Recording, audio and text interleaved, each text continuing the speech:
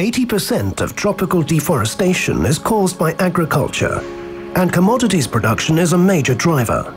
The suppliers of beef, palm oil, soy, sugar, cacao, coffee and timber to the world are linked by complex economical chains. These supply chains include grassroots producers, local industries, distributors, exporters and multinational companies.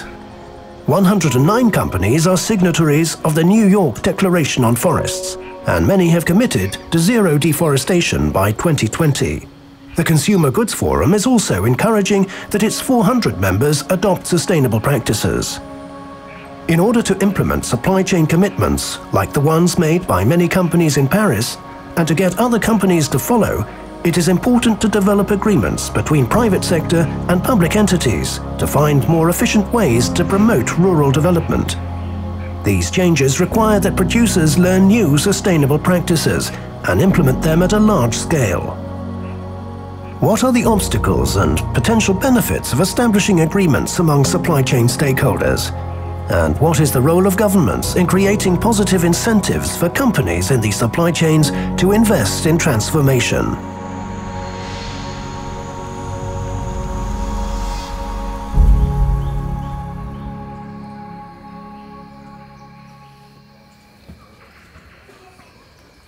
Welcome, everyone. This is a panel discussion called Jurisdictional Implementation of Supply Chain Commitments.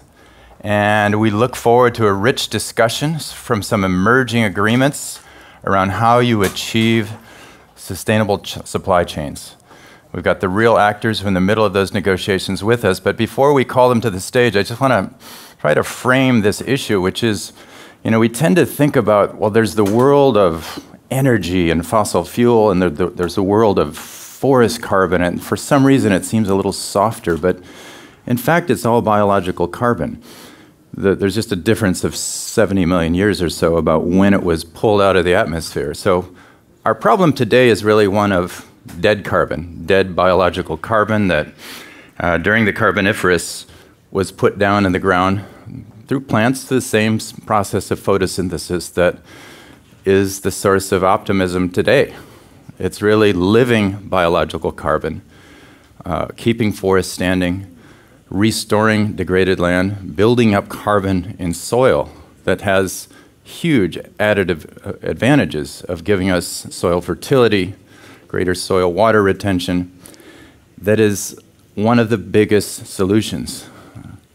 When I participated as lead author of the IPCC Fifth Assessment, one of our conclusions that you'll find in Working Group 3 is that the biggest opportunity by 2030 for greenhouse gas mitigation is on the land.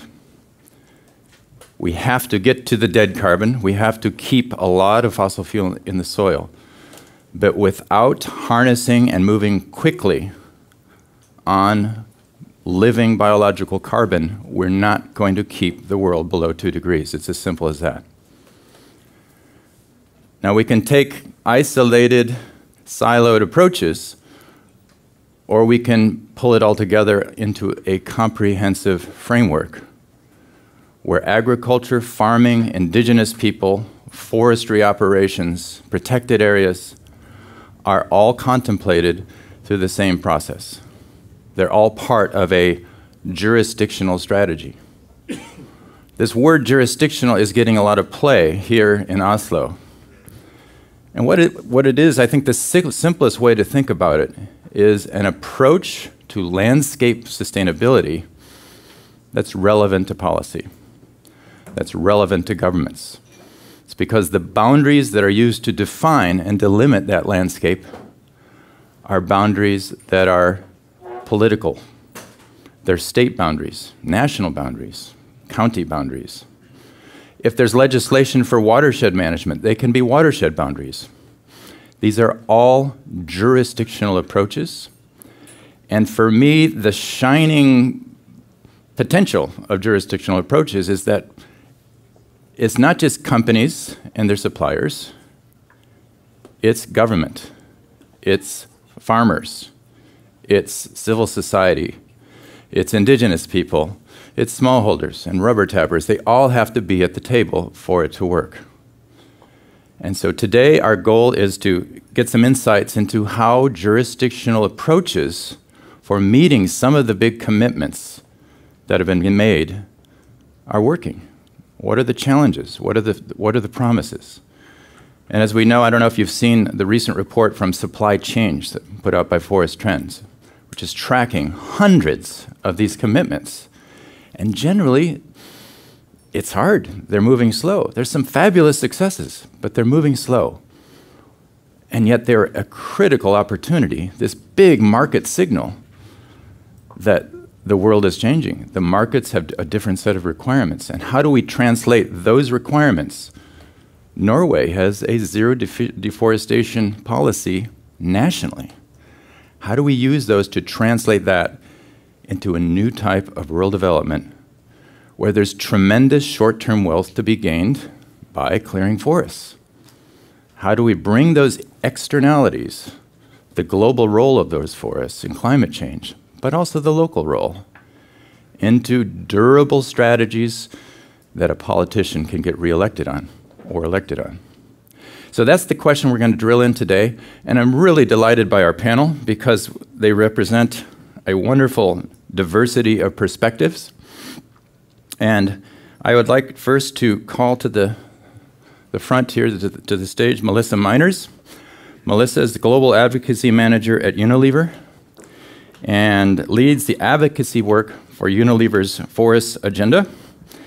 Together with others in the industry, Unilever is committed to achieving zero net deforestation associated with 4 commodities: palm oil, soy, paper, and board and beef, all no later than 2020.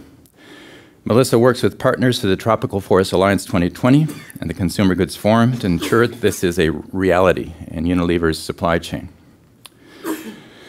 Our next speaker heralds from Finland, and I'm going to get his name right. Jussi Vitanen. Did I say that right, Jussi? He's head of unit at the European Forest Institute. Mr. Jussi is head of FLEGT and the REDD unit at the European Forest Institute. He's had more than 20 years of experience working in the field of sustainable forest management, international forest policy development, and implementation. Jussi possessed first-hand experience of many of the countries with FLEGT, Forest Law Enforcement, Governance, and Trade, REDD+, which I think we all know about, and forest sector reforms. Welcome, Jussi. Next, I'd like to call Elaine Corsini. Elaine Corsini is Special Advisor to the Department of Strategic Affairs in the government of Mato Grosso. Elaine has been working as a civil servant with the government of Mato Grosso for 22 years.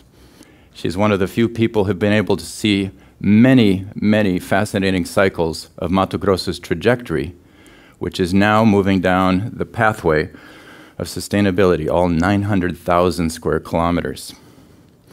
And finally, Lintan.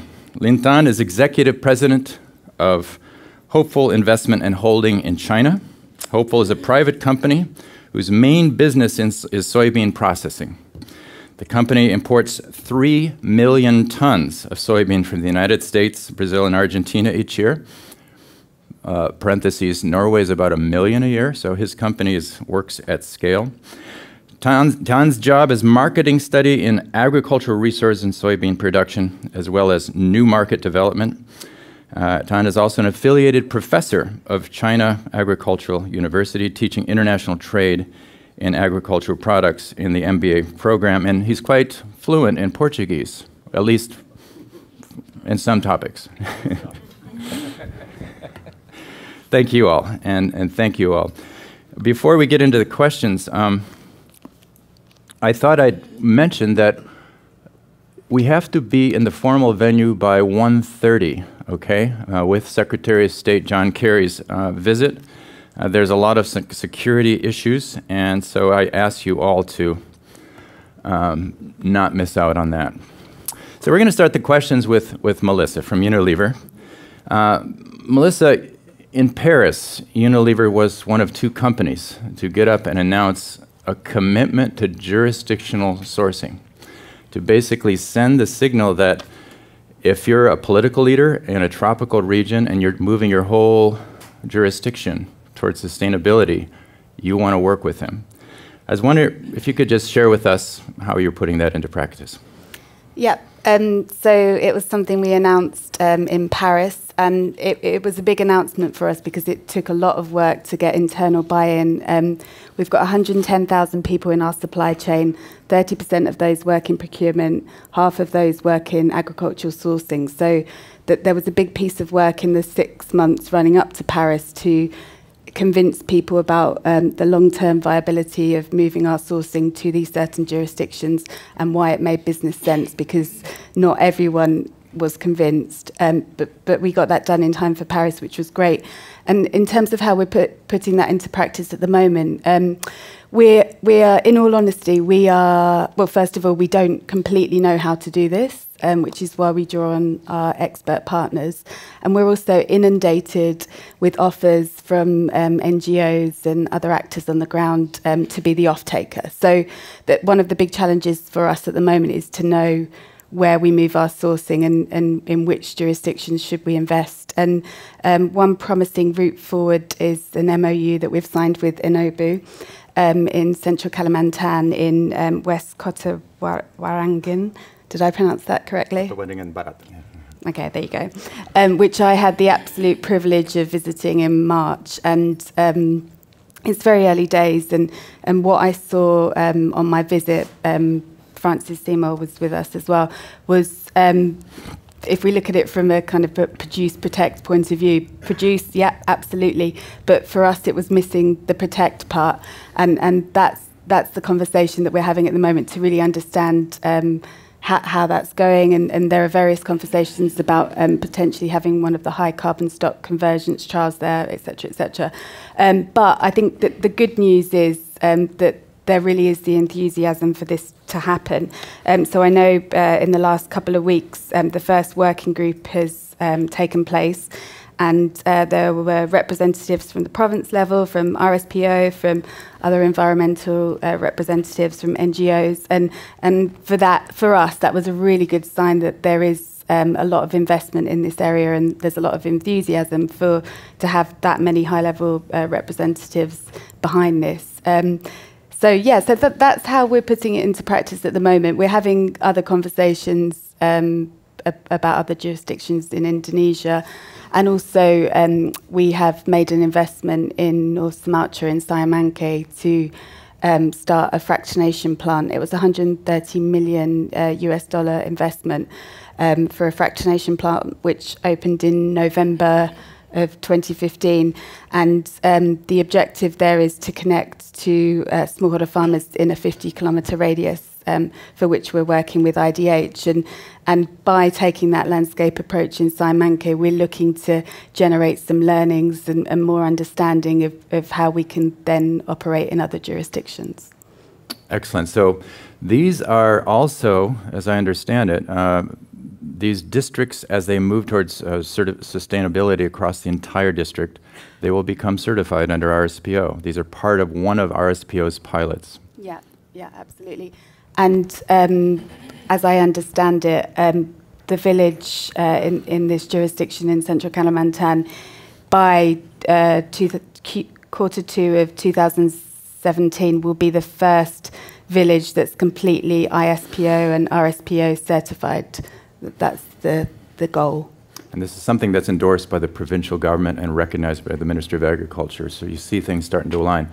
Jussi, you have a very unique perspective on this, given the sheer number of years, but also having worked in both FLEGT on illegal logging and with sustainable supply, with some really interesting experience in Côte d'Ivoire. Could you share with us your perspective on this? Thank you. Yes, actually, I would like to go back to late 80s, early 90s, when I started to work in Mexico with communities where they developed the community forestry approaches. That was an eye-opening experience for me, because I realized how this production is really content-specific, how the production and the social values and the political environment is so content-specific. Imagine you are in the Sierra Madre, 2,000 meters above sea level in Oaxaca, how different the forest conditions, objectives of the forest management are compared to forest management in Yucatan or Chiapas lowlands. All these experiences came back to my mind when I started to work with FLEGT and VPAs, which are trade agreements between EU and producing countries. Trade agreements where countries who are producing and then EU as a big market area, they agree to trade only legal timber and timber products. So the key of this agreement is actually definition of legality. And that's context specific. That's those fascinating processes in those 6 countries which have already concluded VPA processes, and those countries who are still 9 countries in the process. They have really taught us a lot of good lessons, how multi-stakeholder process could help to define credible and practical legality definition. What is legal and what is illegal? I think there we link back to this work also with our REDD team. They've been working with Ivory government, and Ivory Coast have started very challenging process where they want to define what is deforestation-free agriculture in national level. So there's some very interesting processes, interesting lessons from this, again, highly multi-stakeholder process, highly participatory process, where the transparency plays key role. So for me, the main lesson is really from these exercises that you have to have understanding of the local conditions, production, and the social and political environment. You have to have a process which helps you to define what do you mean with legal timber, what do you mean with deforestation-free supply chain, deforestation-free commodities. But also you have to use modern technology. And this is now getting very exciting that we have big data, we have satellite images, but we also have now access to custom data, access to national systems, and we can use that by increasing transparency in those supply chains. And that transparency helps big companies to move with their commitments, but also civil society and producers to understand better those very complex trade flows. Thank you. Now, if you all, the next comment will be in Portuñol, Portuguese, more towards Spanish. So if you want to get your headsets, if you don't speak Portuguese or Spanish. But I forgot to mention about Elaine, that she is the first recipient of the Everyday Heroes Award, given in Barcelona at the annual meeting of the Governor's Climate and Forest Task Force. And she's been with the GCF, which is a partnership including provinces and states that encompass 1/4 of the world's tropical forests since the beginning. And that award, though, for me really characterizes Elaine's role in all of this, which she is a civil servant who rides across and is there. She's the institutional memory across political election cycles and economic cycles, and she is there providing continuity. And Elaine, we've had a really big moment in Paris for Mato Grosso, where for the first, Governor Pedro Takis announced a major commitment, the PCI plan. And I was wondering if you could just share with us, I think we're going to need two slides for Elaine. What is that plan and how did it come about? Acho que antes de falar sobre a estratégia, é importante entender o contexto do estado de Mato Grosso, para aqueles que não conhecem, e acho que esse gráfico mostra um pouco desse contexto. Ou seja, ao longo dos anos, na última década, desde 2004, o estado de Mato Grosso tem trabalhado no sentido de reduzir o desmatamento no estado. O gráfico é bastante semelhante ao gráfico da Amazônia. Então, quando desmatamento subiu na Amazônia, Mato Grosso subiu. Quando o desmatamento caiu, Mato Grosso caiu com o desmatamento. Aqui não é só o desmatamento da floresta. Em verde a gente tem o desmatamento também do cerrado, ou seja, a redução ocorreu tanto na área do estado de floresta quanto de cerrado. Hoje, o estado ainda tem 60% da sua vegetação nativa em pé, apesar do desmatamento ocorrido ao longo desses anos. E nós temos as áreas que foram abertas e que precisamos pensar qual é a lógica, qual é o uso do solo que nós queremos dar para estas áreas. Então, nós fizemos uma reflexão coletiva envolvendo governo, diferentes secretarias de Estado, empresas, sociedade civil, várias ONGs, várias pessoas que estão aqui na sala são nossos parceiros nessa construção, nos auxiliaram nessa construção. E a pergunta era: como queremos estar em 2030? Como Mato Grosso quer se ver em 2030? Onde nós queremos chegar? O que precisamos fazer?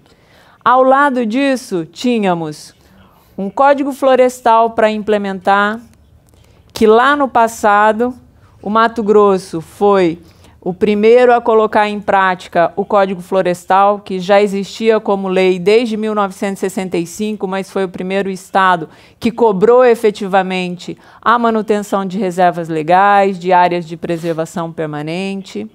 Num segundo momento, foi o estado de Mato Grosso também, tentando reduzir desmatamento, que criou o Cadastro Ambiental Rural, que hoje o novo Código Florestal colocou isso para o país inteiro. Mato Grosso é o primeiro estado em termos de área com cadastro ambiental, essa é uma das metas.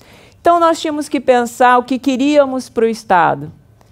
Queríamos continuar trabalhando com a produção que tínhamos, porque apesar do desmatamento ter caído, até 2004 nós tínhamos uma curva que o desmatamento estava colado com a produção. Estavam vinculados. A partir daí, o desmatamento cai, mas a produção continua subindo.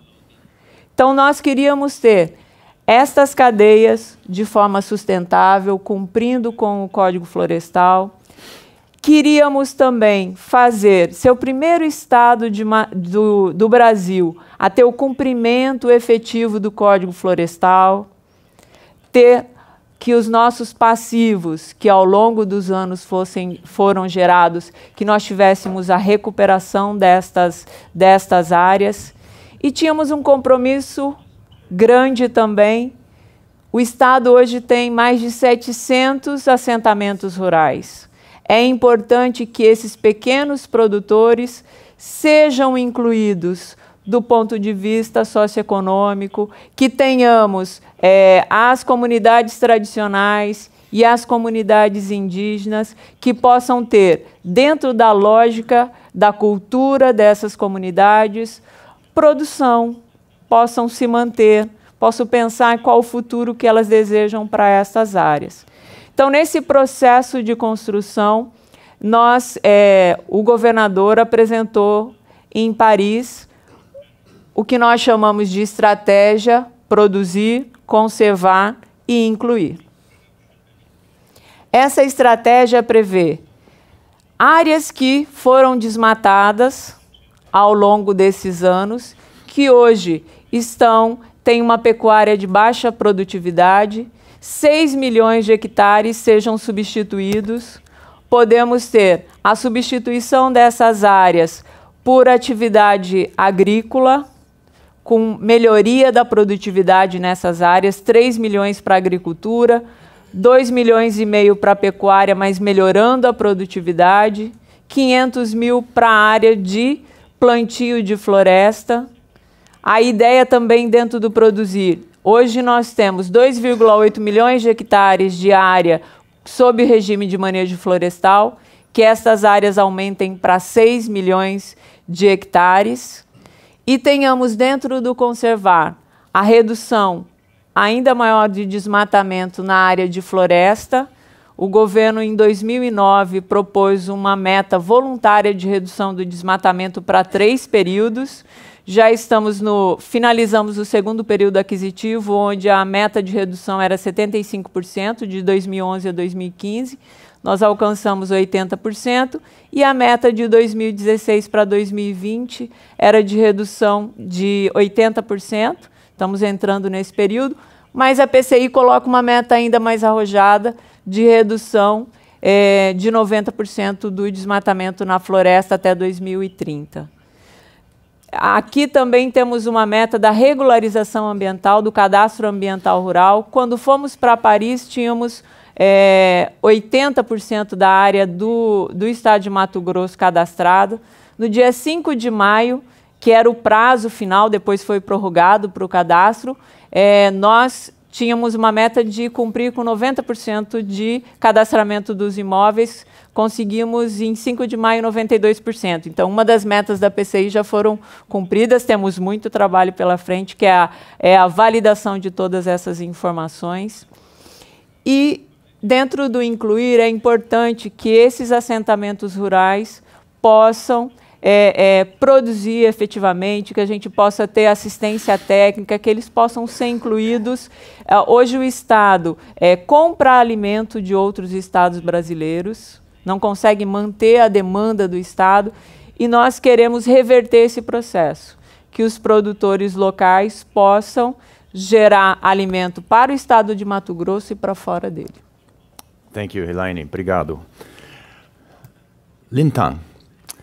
On April 8th in Beijing, you were part of a Chinese delegation that's negotiating a historical trade agreement with Brazil, a sustainable trade agreement that was signed by AproSoja and Abiovi on the side of Brazil. And I was wondering if you could talk about the motivations and how do we get to this point where China is talking about sustainable supply of soy? Thank you. Well, I appreciate that they have this opportunity to come here, and I appreciate the government and the organizer to invite me. It's not only me here, I also brought my family here. And last night, when we all go to dinner, we went to dinner together, and my family was in the opposite way, and they visited the city hall. And when they coming back, and they saw everybody go the other way to the dinner, and my wife and my kids have a debate, and they will see, do you think your dad will come in by himself or have a group? My wife said, oh, he got a lot of friends, right? He should come with a group. My daughter and my son said, he should come by himself. So guess who went? They saw I was working by myself. And then my kids said, you have no friends in the conference. And I said, well, my friends all sleep in the hotel. I just come in by myself. And when I went to the dinner, so I found a table in a corner with no big candle and 2 guys sitting there. I was figure out that should be the table for me. So I went there and was talking to a guy beside me, and his name is Randy from DC. And then we introduced ourselves. So I talking to him. I was from China, from a soybean crushing company, and he said, "Oh, you are the private side." And I think, yeah, I'm from private side. I'm the troublemaker. And he said, "You are the solution." So I was appreciate that kind of talking. In the soybean business, like if you are looking at the whole supply chain, it's actually the business is a kind of demand-driven industry, and China is the largest buyer. And in a long time, we didn't realize we have a kind of responsibility in this, in the environment protection, especially in the deforestation in Brazil. So from last couple of years, more and more people can realize that, and we would like to get involved in the process to work together with international organizations to fight deforestation. That's why we get on board. I hope tomorrow morning, if you see me and have breakfast with my kids, just come over to tell me you are my friend. We're together. Thank you, Lintan. We're going to do one quick question for each panelist, and then we're going to open it up. And I want to start, Melissa, with you again. I think it's, what we hear from companies is that it's one thing to do a big announcement up on an international stage. It's quite a different thing to get all of your procurement departments, which you said is 30% of your staff, aligned around this agenda. And how do you see that coming together within Unilever? So ultimately, it's about proving the business case. I think when you work for Unilever and you have a CEO like Paul Polman, you are very aware of the sustainability agenda. He makes sure that it's driven through all 170,000 employees, and in theory, everyone has sustainability as part of their job spec. But this is a different type of approach. So ultimately, we're saying to them, we are going to move our sourcing. So that might not always be in line with the commercial objectives, and there you have the problem, because typically the people that work in procurement have commercial KPIs and are completely thinking about those.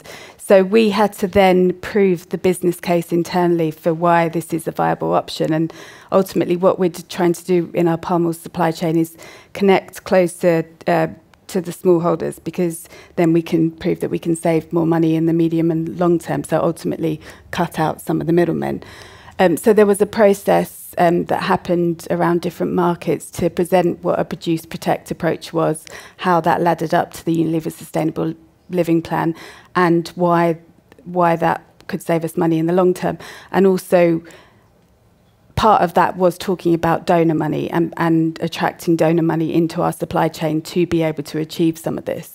So it was a large piece of work. I'm not sure that everyone's still convinced, but it's something that we've publicly committed to, and then therefore the NGOs hold us accountable for that, and which is why we're working so hard to deliver it. And the other thing is that we had leadership buy-in, so obviously with Paul Polman, but also with our Chief Sustainability Officer, our Chief Supply Chain Officer, our Chief Procurement Officer, all very senior people and all very influential people. They all got it and they were behind it, and that's the only way that we could achieve it, through having that leadership support. Thank you so much.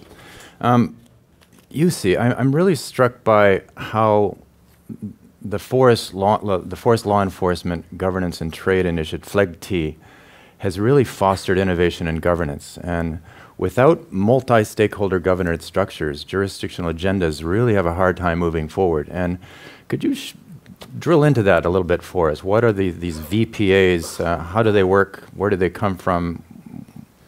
How do they apply to this general topic? I'm not sure if we have anybody in the room who was in the Bali conference more than 10 years ago, where Indonesia publicly announced that we need your support to tackle illegal logging. Now we are in the situation that Indonesia is getting ready to start nationwide licensing scheme, that all the products coming out from Indonesia have legality license. It's amazing achievement, and we are expecting the first shipment late this year or early next year. But it's really amazing what has happened. How this is possible? I think it's the process is structured in the way that it really builds space for true participation. And participation means in FLEGT VPA process that you have negotiation within different stakeholders. So civil society have to decide what are the elements we want to have in this agreement. Private sector have to decide what are the elements we want to have in this agreement. And also jurisdictions, government have to decide what elements are part of this legality definition and verification systems we are going to establish. Then those different stakeholders, amongst themselves, they have to agree how we approach European Union. What is our strategy to go to the negotiation process and make sure that this definition and systems are credible in eye of the markets, but also are practical enough to be implemented, because that's all what this system is. It has to be implementable. We have cases, Indonesia, good case, where original long list of all the legal requirements which producers have to fulfill was something like 900 different regulatory papers or laws. And to scale that down to the practical legality definition, I think that's the core of this multi-stakeholder process. And that's the core of this jurisdictional approach, that the verification is done in the level where decision-making, law enforcement are taking place. So we are using the national systems to really support the data collection, verification. We are using national legislation, but in the way that it fulfills the objectives of different stakeholders, and it's practical enough to be implemented. And then still, it includes enough to fulfill the expectations of markets that we have, social, environmental elements in this legality definition. So I think that's a kind of a core in the governance side of the VPA, that this multi-stakeholder process, well structured, and creating a space for participation, plus also creating a mechanism that those decisions and information is publicly available. There's always annex in VPA agreements, which we call transparency annex, which defines what information have to be made publicly available. And that's a powerful annex, because then it's a legally binding document that government and operators have made this information available. So I think that's really very, very key element in this national system. I also would like to mention here some fascinating new developments that, for example, how these national systems could be linked then to the trade flow tracking systems, like this transformative transparency initiative, where EFI is partnering together with the Stockholm Environment Institute and Global Canopy Program. And if you want to know more about this very innovative initiative, there's a Thomas and Nikki in the room. You can raise your hand. So if you want to learn more, please contact these two guys. Thank you. Thank you, Jussi. I'm going to spring down to the end to Lintan and then to Elaine. But let's imagine it's a year from now, and the MOU that you signed in April, that the Chinese Soy Industries Association signed in April, has been manifested in a full-blown jurisdictional sustainability agreement. If that's successful, what does that look like? What's in your press release? Well, the whole industry in China, because of the supply chain, we are in the end of the supply chain. The whole industry is not really understanding the production side. So that's why we are kind of a long time get missed from the whole puzzle. And from last several years, and so many organizations working in Beijing, we've been working together, and we are pleased to join the board and get started to realize how important we are in the whole supply chain and in the system, and we can work together. That's why we are working with the Brazilian side to sign the agreement, sign the MOU. But I can still still believe there are so many people in the industry still not realize the importance of this issue. We still have more work to do in China, mostly like education work to let the industry understand the importance of the buying power, if we can call that, so to the industry, and also to promote some of the jurisdictional approach in the system to help the Brazilian side. Thank you. Thank you, Elaine. And finally, Elaine, then we'll open it up to questions from the floor. 22 years in the state government, that's a long time. Most of that time, until very recently, you were in the Secretary of Environment, where your day job is licensing, it's implementing the law. When you see this profusion of interest in zero deforestation supply, and how do you see that being implemented across the entire state? How can those corporate commitments to zero deforestation, low deforestation, sustainable supply work and reinforce what you're trying to do in the PCI?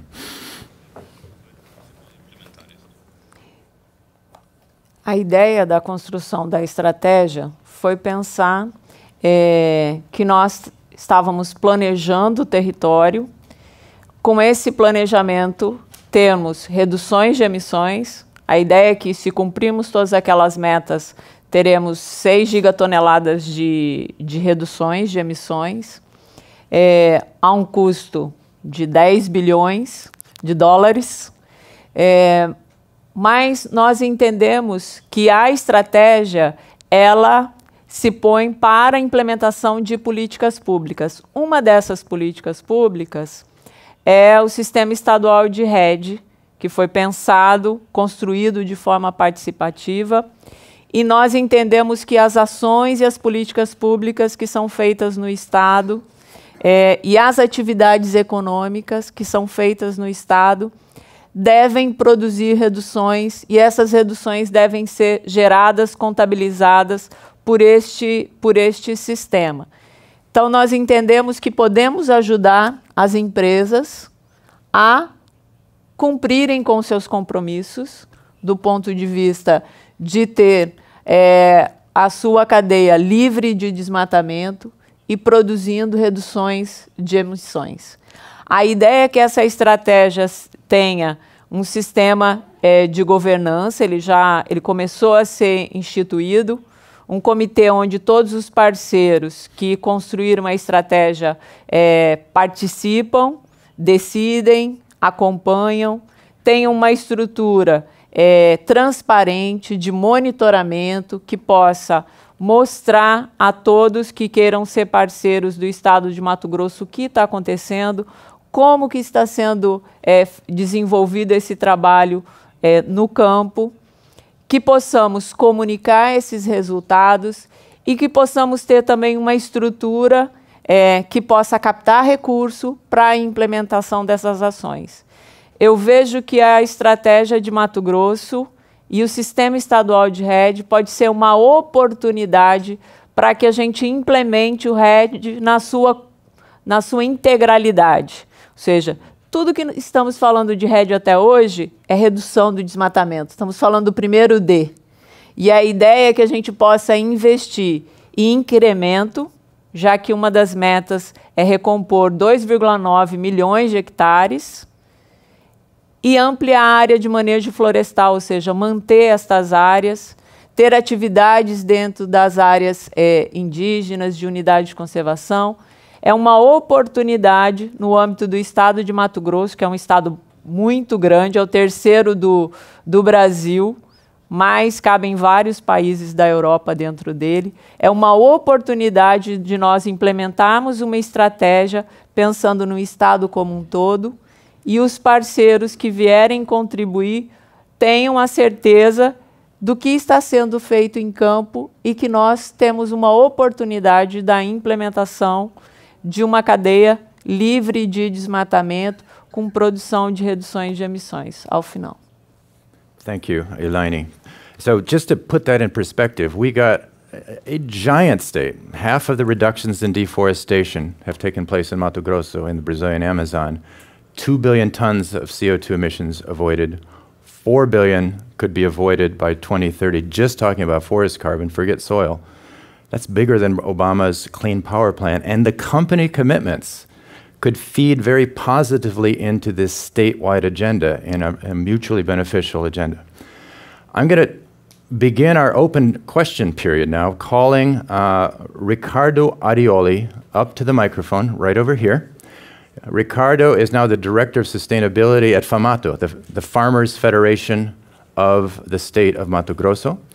And right over there, Ricardo. For many years, he was part of the lead for sustainability for AproSoja. AproSoja is, I think, the most powerful farmers organization in Mato Grosso. It is now in 7 or 8 states of Brazil. What I've asked Ricardo to do, though, is share the farmer's perspective on the theme of this workshop. These, the zero deforestation commitments, the global concern, the regional concern with that. How does this work for farmers? Well, good morning, you all. I'm a farmer. I'm a soybean farmer in Mato Grosso State, along with my brother. We both are agronomists. Lintan is a good friend. We met over there when he were visiting Mato Grosso State. We work along with Elaine and Sema, our Secretary of Environment in Mato Grosso State, to increase our sustainability. The first thing a farmer has to do in Mato Grosso State to be a farmer is prove to the government or to the society that he has an environmental protected area inside his farm. That's our legal reserve. That's mandatory in Mato Grosso State. At our farm over there, we have 20% as legal reserve inside our farm. Mato Grosso produces 30% of all the soybeans in Brazil. That means around 8% of all the soybeans in the world. But we just use around 10% of our area to produce that big amount of soybeans. As Elaine said, 60% of our state is in natural native vegetation. So the first thing we have to do to be a farmer over there, you have to prove that you have a legal reserve, a preservation area inside your farm. When I go to the US, visit my friend Lintan that lives in Iowa, and some American friends we do have over there, we noticed that in Iowa and in Illinois, both are very big soybean producers in the US, they are proud of producing grains in 89 or 90% of all the states, the 2 state areas. They are proud of that. That means that they don't need, because they don't have the same law as we do in Brazil, the new forestry code, they don't even think about having a protection area inside their farms, belonging to the farmers. All the protected areas are outside the farms, and it's government problems, okay? Are they doing something wrong over there in Iowa? I don't believe so. If I am an American farmer, I'll be proud of producing more and more grain to address the food production in the world. So, I'm trying to compare something here.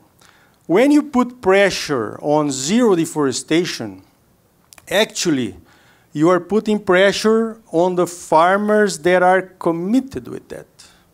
That doesn't mean zero deforestation. What that means to an Argentinian farmer, or an American farmer, or an European farmer, that's not in their agenda.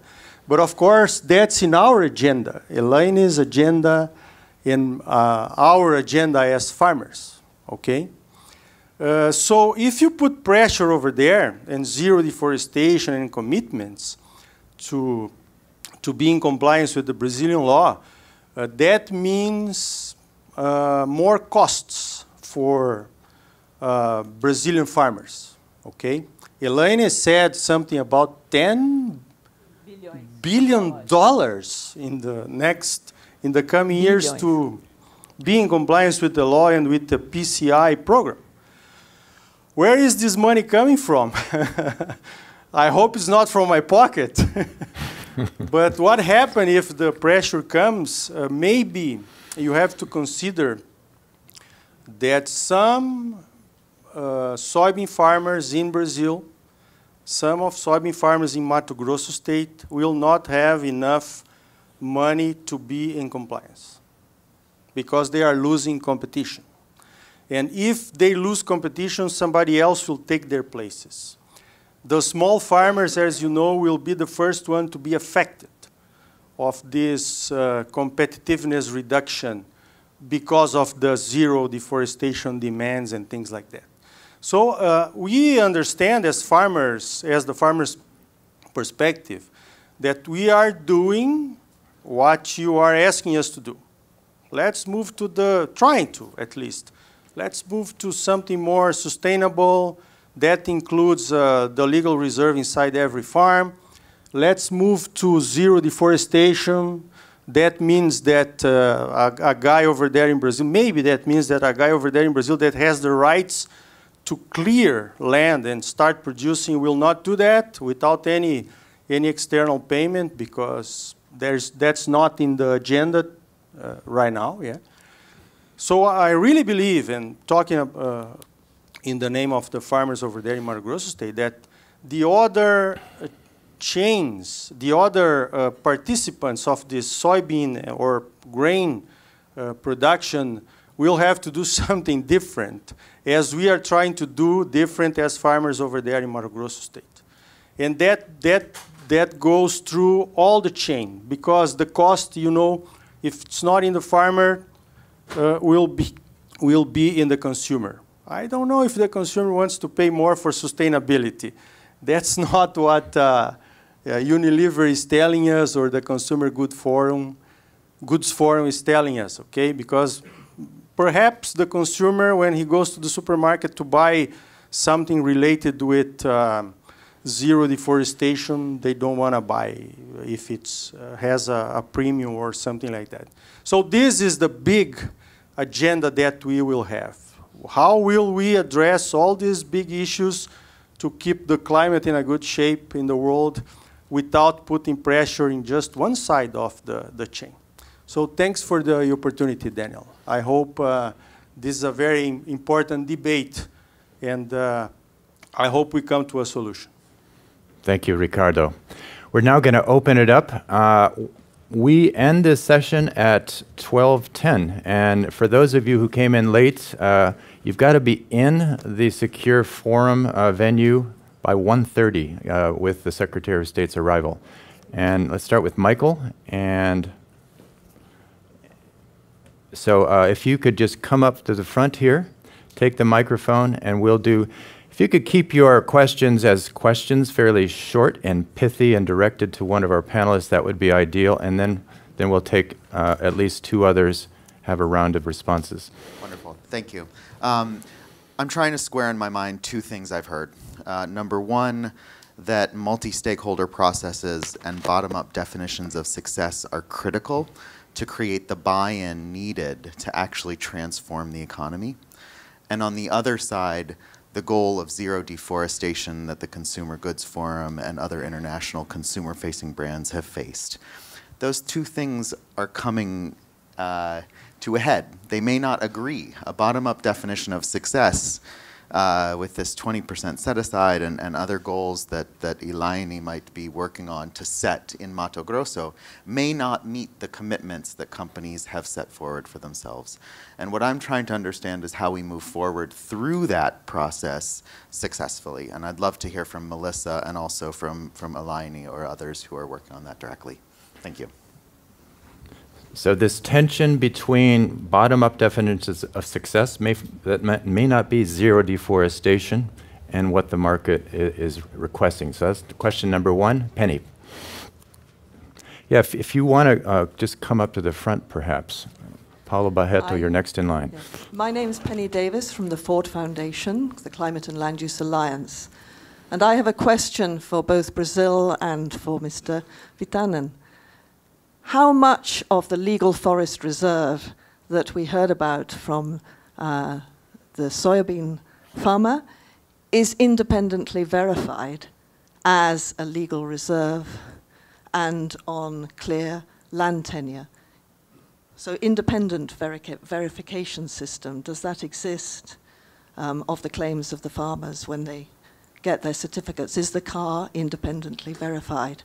And in the system for illegal logging, the voluntary partnership agreement, this legal timber licensing, is that independently verified? Does the market have confidence that these claims are true? Thank you. Penny. And could you, I forgot to ask you all to introduce yourselves and your affiliation, please. Good morning. I'm Michael Bucchi from the European Commission in Brussels. Thank you, Dan, and thank you to the four panelists. My question is for Melissa and for Tanlin. It's similar to Michael's question. I echo what you said, that there is a swarm of new initiatives where we are drawn in new data, the radical transparency thing. And I think the challenge for us policymakers is to make sense of it, to digest this flow of information. And I was wondering if we take the production, conservation, inclusiveness triptych, what's the acceptable level of risk, or the acceptable level of risk categories that you would take in terms of enough profitability of the investments that you will make, in terms of sufficient mechanism for stakeholder consultation, protecting the rights and livelihoods, and also in terms of carbon, obviously. I hope the REDD+ information systems can contribute to that, but also in terms of the resilience, the real viability of the ecosystems and of the production. So if you could just try and clarify how you are categorizing the risk and basing your decision on such an analysis. Thank you. Thank you very much. I'm Paulo Barreto. I'm a researcher at Amazon in Belém, Brazil. I have a question to Melissa. You mentioned that you have a lot of challenges to implement what was announced by your company. And when you look at the territory where you're going to work, what are the main challenges? What kind of solutions you'd like to see to these problems that you are facing? Thank you. Jonathan. My name is Jonathan Horrell. I'm from Mondelez International. Less a question, more of a provocative statement, I think. Why do we always talk about zero deforestation as being some kind of abstract construct that we are trying to deliver for the sake of delivering a CSR objective or some greater good that is totally removed from everybody? And therefore we get into detailed conversations about verification and this, that, and the other.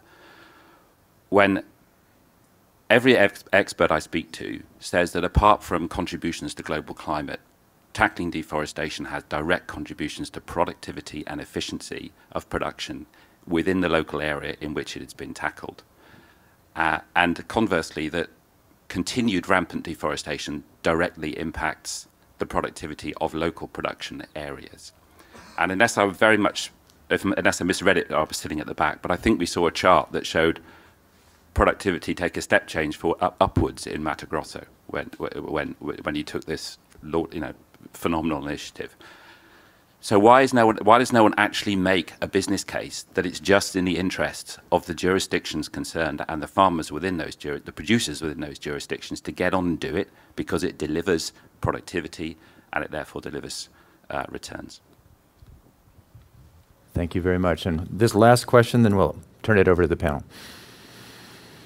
Yes, thank you very much. My name is Peter de Koning. I'm affiliated with the Dutch Ministry of Foreign Affairs and working on the Amsterdam Declarations that were signed by Denmark, Germany, United Kingdom, and since yesterday also Norway. And my question is directed to Elaine, to your commitment to sustainable development within Mato Grosso. And I was wondering to what extent international instruments like we're here at the REDD Exchange platform, like REDD+, can help you in achieving this commitment. Thank you. So just to review some of the highlights of these questions, we've got, how do we reconcile the bottom-up approach with the top-down approach? I think that question was for Elaine and Melissa, very related to the question of how do you, Melissa, at Unilever, look at these types of risks, prepare to manage for the risks of engaging with something that is maybe not perfect. It's not absolute zero. We have Penny's question of how well or independently are being verified legal reserve set-asides. Do we trust the car system, or the same for these illegal logging or legal logging agreements? We have the question of all of the challenges you laid out, Melissa, and how you can, what do you see as the near-term solutions to getting beyond that? Jonathan's provocation of, isn't there a robust regional case to be made? Isn't it in enlightened self-interest to really slow down deforestation, given its consequences for production? And finally, the question of how does REDD Plus, Elaine, fit into the PCI agenda and something of its magnitude? And why don't we start right there? If you could maybe speak to the question of well, first, how important is REDD Plus for the success of the PCI? We might talk a bit about California in there. Mato Grosso, by the way, is one of only 2 jurisdictions. Danji is back there representing Acre, first in line if California pulls the plug early next spring, launches the first jurisdictional REDD market. Mato Grosso is close behind. And is REDD important?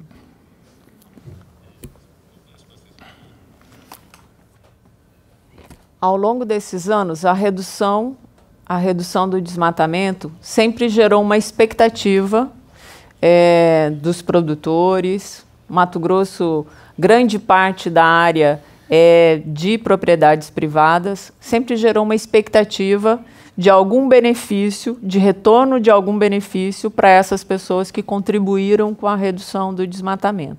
Nesse contexto foi construído um sistema legal, com governança, com participação da sociedade, pensando como que ele poderia operacionalizar e fazer com que o recurso vindo de pagamento por performance, ou seja, o Estado de Mato Grosso teve uma performance e não teve um retorno efetivo sobre essa performance.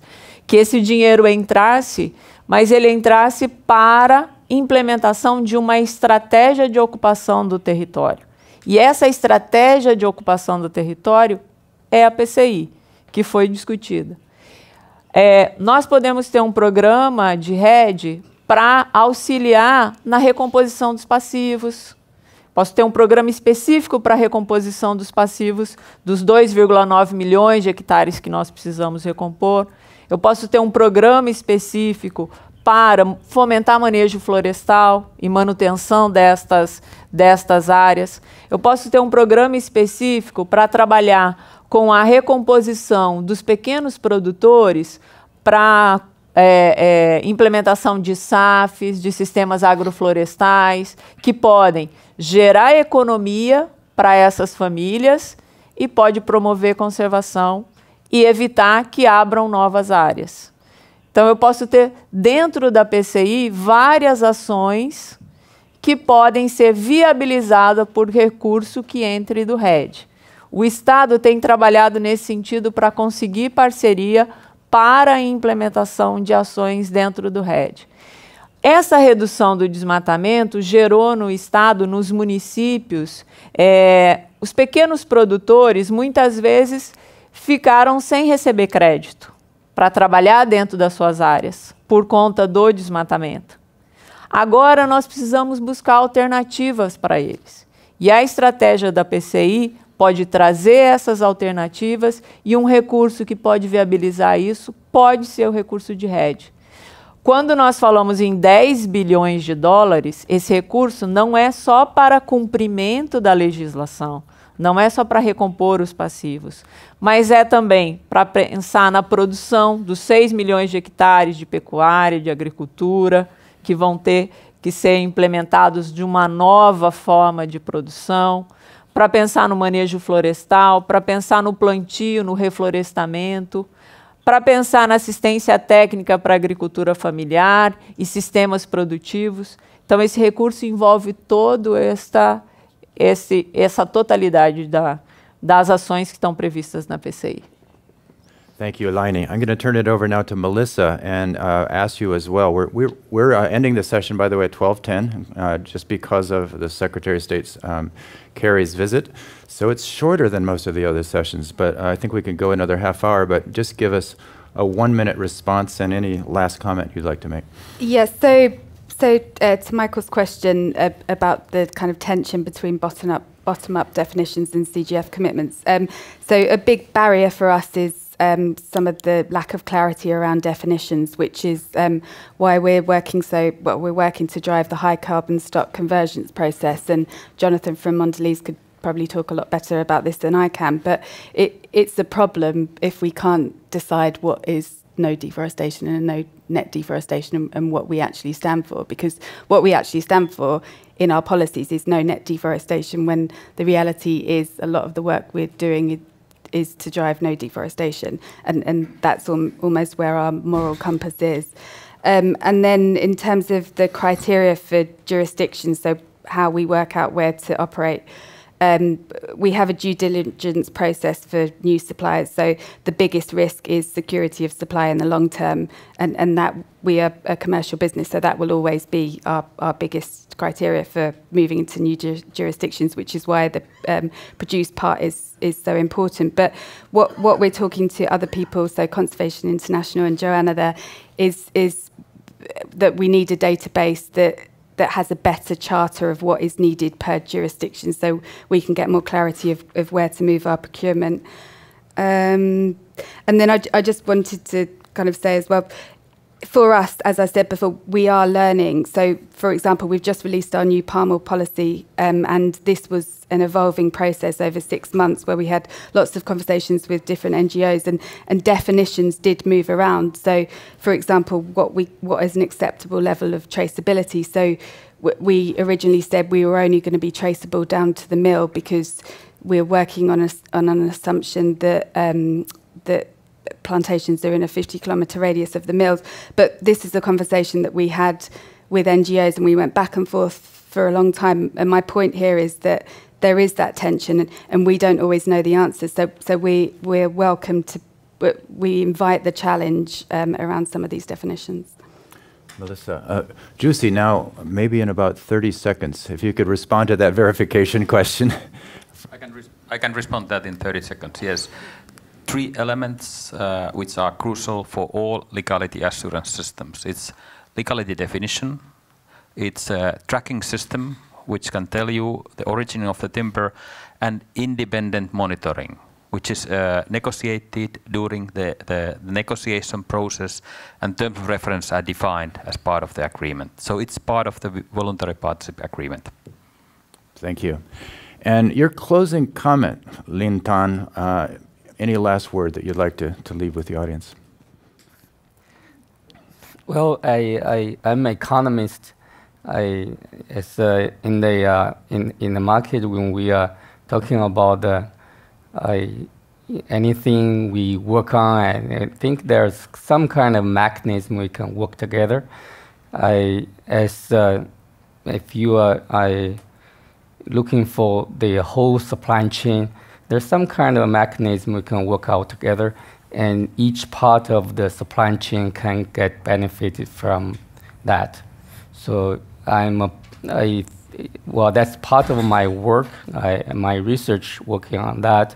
I think we can, well, jurisdictional approach is one part, and also we can, combine the whole supply chain together, and we work out a good plan to have everybody get benefited from the plan. It's not only we forcing somebody to do something, it's actually we let them benefit from protecting the environment.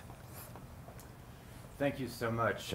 Just to close out our session, a few of the highlights that I got from this fascinating discussion.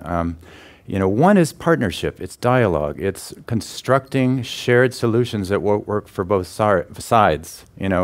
As Ricardo mentioned, he and Linh Tan are friends of many years. they are also the they are the negotiators for Mato Grosso and China, prospectively, that's going to turn this MOU into a functional jurisdictional sourcing agreement. They've got the relationships, they've got the connections, and I think every one of you have talked about these collaborative, multi-stakeholder processes that in the end are all about trusting each other and making sure that the solutions work for all parties at the table. I think we also heard about the missing carrots. There's a $10 billion price tag on Mato Grosso's amazingly audacious agenda. Where is that coming from? We've got a REDD program ready to be implemented. We've got some emergent markets out there, but also the case for investment, for green investment, and fusing the production protection agenda, inclusion agenda, with green investment and the new green economy. We've got wonderful opportunities to learn from previous processes like FLEGT as we try to figure out these sourcing agreements at scale so that everyone comes out winning. But for me, the final, maybe most poignant message that I've heard from your comments and the questions raised is, how do we get to a shared definition of success? And I think that definition of success is not going to be perfect for all parties involved, but if it works for everyone, it could become much more powerful. If there are reasons on the ground to adopt that definition of success, such as the local factors that pose risks associated with deforestation, suddenly that agenda grows in strength, and the chances of it being translated to the end game, which is having it embedded in policies, embedding in programs, embedded in incentive structures, all becomes feasible. So thank you all so much for participating, and let's have a round of applause for our panelists.